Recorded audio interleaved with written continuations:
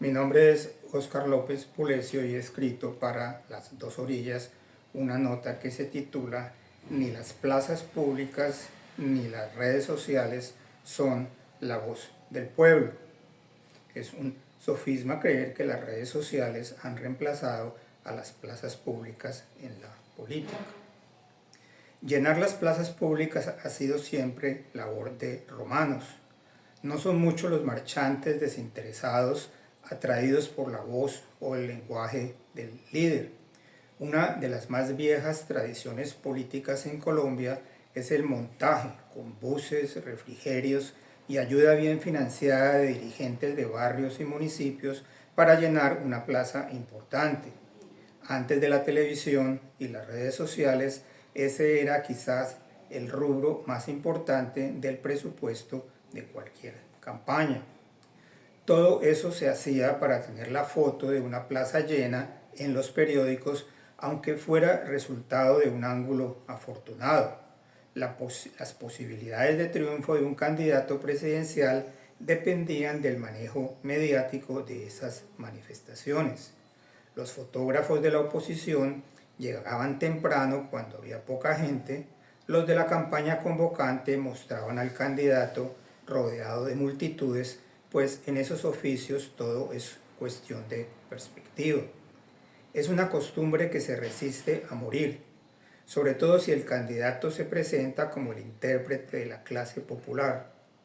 Famosas fueron las manifestaciones de Jorge Eliezer Gaitán cuando la política giraba sobre quién era capaz de llenar la plaza de Bolívar.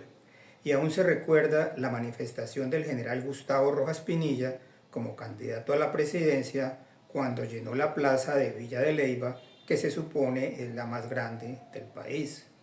Gustavo Petro es quizás el último de los dirigentes políticos que considera que llenar plazas es condición indispensable para demostrar el apoyo popular, por lo cual es tan preocupante para sus seguidores que haya dejado de llenarlas. Curiosamente, a pesar de la poca afluencia de público a su última convocatoria de un paro nacional, su nivel de aceptación en la opinión pública se mantiene constante y aún crece en algunas encuestas, lo cual demuestra en qué medida ese ejercicio es un tanto inútil. De ninguno de los candidatos que puntean en las encuestas, Gustavo Bolívar, Sergio Fajardo y Vicky Dávila, se espera que hagan grandes manifestaciones públicas. Fajardo, que lleva 3 campañas presidenciales, no ha hecho una manifestación multitudinaria jamás y su carrera es una evidencia clara de que no se necesita. Solo ayer, Rodolfo Hernández sacó 10 millones de votos y pasó a la segunda vuelta casi sin salir de su casa y sin participar en los debates finales. Tampoco se recuerda que Iván Duque, quien no era un orador, sino un analista mesurado, haya llenado alguna plaza. Los analistas piensan que ese espacio ha sido reemplazado por las redes sociales, que es la mejor manera de llegar a la gente demasiado ocupada para salir a marchar en favor de alguna causa política, y son un instrumento mucho más efectivo para posicionar un nombre y un mensaje, pero sobre todo para atacar al adversario con una agresividad que no es posible en la plaza pública. Las llamadas bodegas, que son grupos de personas con ascendiente en los usuarios de las redes que se alquilan para elogiar o denostar de un político, son quizás menos eficaces de lo que se piensa. Primero, porque hay mucha gente que no las sigue.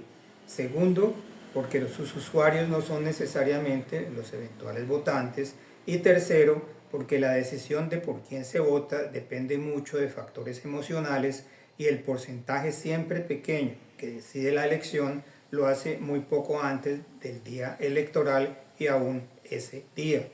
La decadencia de la plaza pública ha llevado a la sobreestimación de las redes, cuando en realidad ni las unas ni las otras son el factor decisorio de una elección presidencial, que es finalmente la percepción favorable de un personaje construida a través del tiempo, de sus realizaciones, de su encanto personal y de las circunstancias positivas o escandalosas más cercanas a la elección. No es X, antes Twitter, ni la Plaza de Bolívar, ni los mensajes amargos que se cruzan entre grupos que piensan igual quienes eligen al presidente de Colombia, por fortuna.